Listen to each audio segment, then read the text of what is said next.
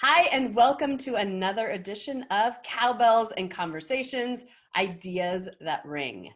Today, I have a friend that I've known for over 12 years, and she's going to give us some insight on why people are so important right now, but also how we can really have a vision and set goals where we're intentional about what we do. So I first met our next guest about 12 years ago, as I mentioned. I was with Dale Carnegie Training, and they needed a speaker. So I came to Women in Financial Services, and that is where our friendship started.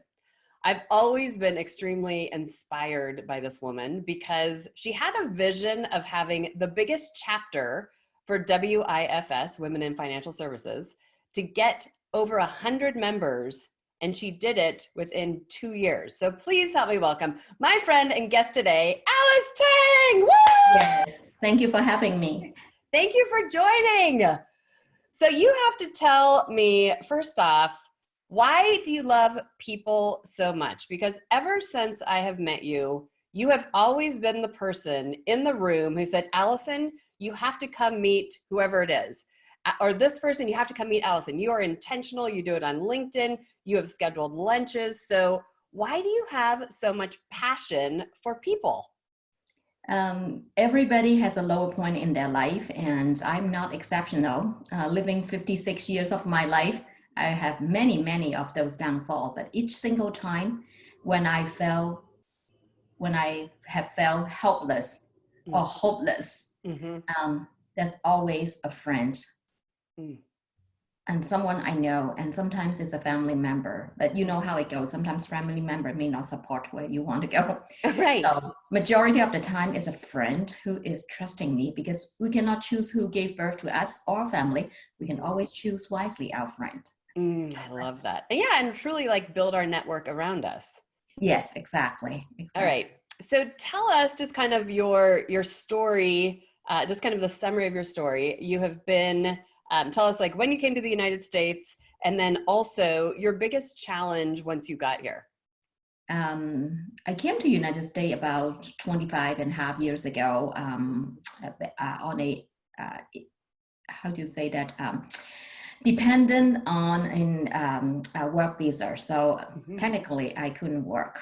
I can only stay here. So of course I was a career woman. I felt that I was successful back then in the Far East, and coming in with no job, no network, no family, and just me in the house, because really when my husband is recruited, they gave him a lot to do, and it's good.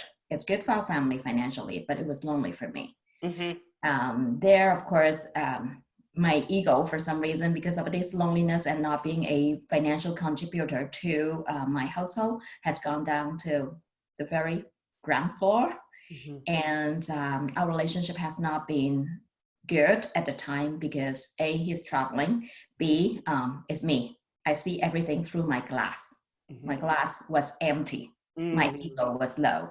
So there comes a breaking point of our relationship where somebody very close to us, a family member, has said to me that Alice, stop being a burden to your spouse. Just let go.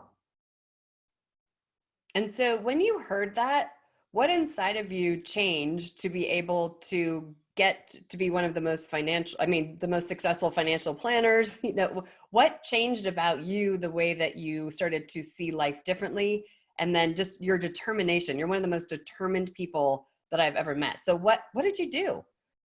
Well, the thought process in me was, at the beginning, it's denial, right? You're grieving. It's denial. How could this be said to me? But when you think about it, I was mad at myself. Why have I said yes to come to this country without knowing more about my status? All these things. But I can't change that, because we cannot rewind the video history. We can only do what we can do today and tomorrow. So that hurt, that bitter feeling, mad at myself, has become my biggest motivation. I need to prove to myself that I'm worthy. I need to prove myself, and to anybody who said I cannot, I can. Some of us has a great joyful button. When you push it, she would run, he would run. For me, unfortunately, it's on the other side. Mm-hmm. But that has been my motivation to be charged and just keep going. Mm-hmm. Unless it's a cliff, I'm gonna fall off and die very, very miserably. I'm not stopping. Right. Which is evidence of your, I mean, your extremely successful business, but also your network of people who love and respect you so much. So how did you build your network? Because you're so intentional about that. You know, when you look at 25 years ago compared to where you are now, people are what made you successful, but it's also how you built relationships. So what advice would you tell us as far as, you know, especially during this time, a lot of people have lost their jobs. They have to start to rebuild. They have to connect with people. They have to believe in themselves when some people are saying like, you're not gonna be able to do that again. So how can we all start to really build our network to be stronger, you know, because it truly is about people. That is what will make us successful, is surrounding us with those people. So what did you do? And then also, what would you tell all of us now just to be more intentional? Allow me to share a little history, Mm-hmm. and I promise that will lead to why I'm sharing the rest with you. Yes. So, about 20 years ago is when I started to become a financial advisor. I know nothing. I have a network of zero. Mm-hmm.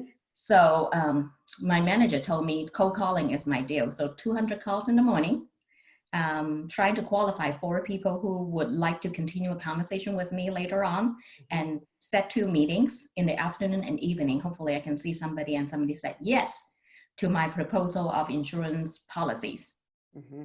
Okay, so at the end of my first year, which is year 2000, I made 25,000 calls Mm-hmm. Oh my and I gosh. made $2,000. The next Well, year, Allison, you'll be proud of me. I made 4 times what I made in my first year. woo! I was at 8,000, a great improvement. The third year, it looks like cold calling worked actually, because I was in my 30,000. I was working about 65 hours a week. Saturday, usually I worked. And at that time I thought, hey, I have a good trajectory from 2 to 30,000. It's about time to set a new goal to 60,000. How can I double that? Mm-hmm. So my manager reminded me that my activities will drive my results, right? Mm-hmm. So double my activities, double my result, which is a natural thought process. So double 200 calls to 400 calls a day, double 65 hours to 120, 130 hours a week. I thought I got a plan, but the plan got out of the window right there, Mm. because unfortunately, we all have 168 hours in a week. Mm. Even I give up going to shower and doing makeup, just like I prepared to this meeting. I still need to sleep. I still need to eat, right? I still Right. need to do a lot of different things. That is a losing proposition. So from then, I thought that who can show me, who is successful, who can show me that secret sauce? And Mm. of course, I met with the top producer in my office, and Mm-hmm. I asked, what's your secret sauce? Of course, they would tell me, we do business not by cold calling, Alice. No more cold calling, by referrals. Mm-hmm. More importantly, they said that their center of influence or referral partners, when they can stay at the top of mind of them, Mm-hmm. when there is a referral, they will be remembered. Mm-hmm. So they share with me what Mm-hmm. I got to have the luxury to figure out the how in the last 17 years. Mm-hmm. And the how would be at the beginning of the year, I would have a list of 10 people Mm-hmm. that I would like to give on a weekly basis to them. Mm-hmm. So these people, again, they're called my center of influence. Mm-hmm. They could be impacting me personally, no business, or in my business. All could be both, because we live a very branded life these days. Mm-hmm. True. So I'm going to focus on using 30 minutes every week. Tuesday morning, I'll look at the list and think about, okay, let's pretend Allison is on the list Mm-hmm. and you were at one point of time, and then we got busy. Mm-hmm. So what can I give to her? And of course, the best gift to Allison, she is also in business, is to connect her with another company who is using her training and speaking service. Mm-hmm. But I do not, and you don't too, carry the referrals in our purse and walk around like, here's a referral, here's a Right. referral. So that's the best gift. But what is the next best gift? It could be just simply a handwritten card Mm-hmm. or a message to say, hey, I'm thinking of you, or Mm-hmm. tagging you Mm-hmm. when we're doing this together and say, well, thank you so much. I'm so grateful for the opportunity that you thought of me among everybody else. Mm-hmm. Connecting you with people that you should know. It should be the advisor to Mm-hmm. the business or the companies that would like to hire you in the future. Mm-hmm. And then finally, if you run out of anything, I just don't have anything to give this week. How about a call? Mm-hmm. How about a text message saying, Allison, I'm thinking of you. Mm-hmm. I hope you survive your in-laws visit. Mm-hmm. Because after- Yeah, just to let people know, and especially now, you reached out to me last week and we had a lovely Zoom call, that we're able to see each other face to face. And it's always important, but it's so important now to really take care of other people and check in to make sure that they are doing okay and how can we help them. So you're Absolutely. saying that at the beginning of every year, you always pick 10 people. And then Correct. Tuesdays, you spend 30 minutes figuring out how you can do something for those people. Is that correct? Correct. I call Okay. them a touch. A touch is an action initiated by me, but customized to them, and Yep. only one of them. Mm-hmm. Because the action to Allison is different from the action to Jenny, different from the action to Dana. Yep. Yeah, because it's customized. Otherwise, it doesn't feel sincere, when we do No, this. Yeah. no. But it's also very intentional because you know that you're going to be helping both people be able to make that connection. Because I Correct. am 100% with you. I remember cold calling, actually from my dad's financial service company in Denver, also when we did Dale Carnegie. And cold calling is not fun. And it truly is all about people. And I've been fortunate in my 10 years of business that I'm about 98% referred, which is so nice. But it's fabulous because I don't have to do a lot of marketing because my people will market me based on the results that I get them. And so I 100% agree with you. Like if you really take care of people, they will take care of you as well. So if you have an acronym for people to remember what to do, which I love, which is your last name. So will you tell us what Tang stands for? Okay, so T is target the people you would like to give continuous to this year. So the Yep. top 10 people. Mm-hmm. Start with 3, start with 2 if you were just starting. Mm-hmm. Good. So Then we everyone get this 10. week write down 10 people, correct? Correct. Okay. All right. Then allocate the time, the 30 minutes every week to think about intentionally what you're going to give them. It could Mm-hmm. be as small as a text message Love to it. as big as, I'm connecting you intentional with a company who will likely consider your service and they're looking. Mm-hmm. Good. That's what we call a referral. Right. So, TA, allocate time. The 30 minutes also is 1.25% of a 40-hour work week. Mm-hmm. Which is nothing. Don't tell me you cannot afford it, because sometimes when you're scrolling through social media Mm-hmm. or pause like duh, Oh yeah, it's 30 minutes. exactly. Yes. And then N is nurture the relationship, where you can use multiple ways to touch them.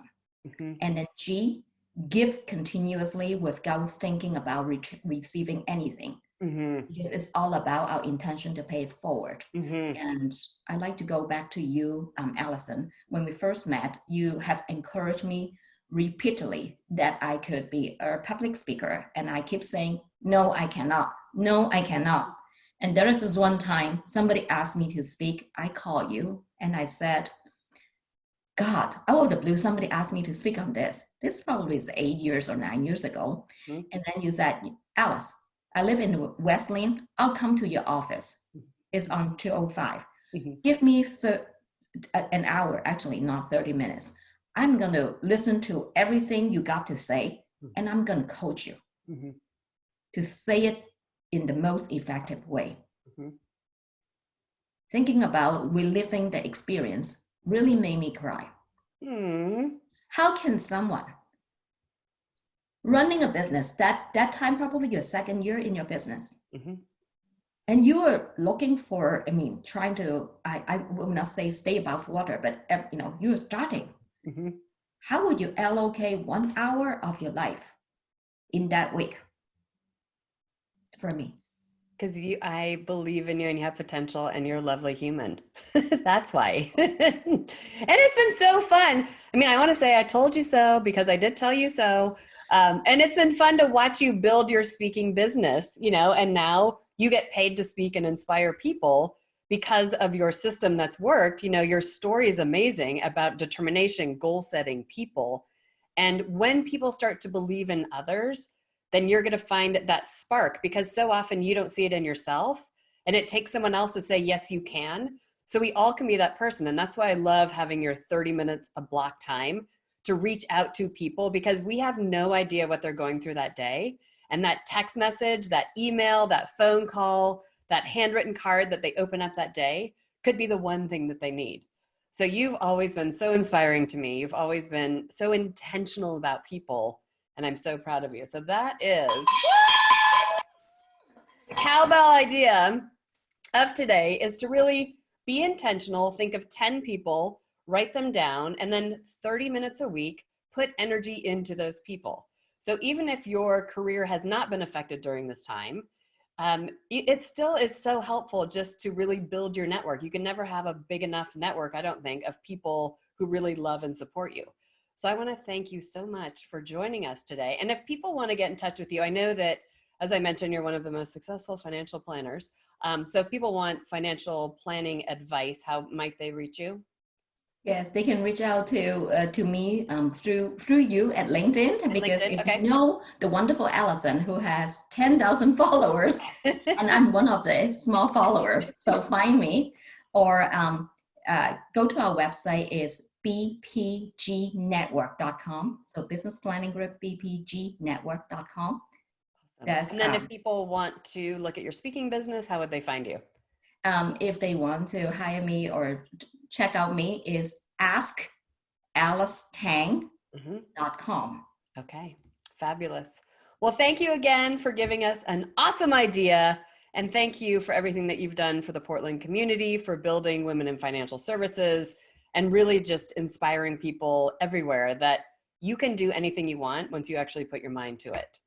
So Thank you for being an inspiration too, and your kindness, because that is your word. Be kind. It is. Thank you. Everyone be kind. Thank you.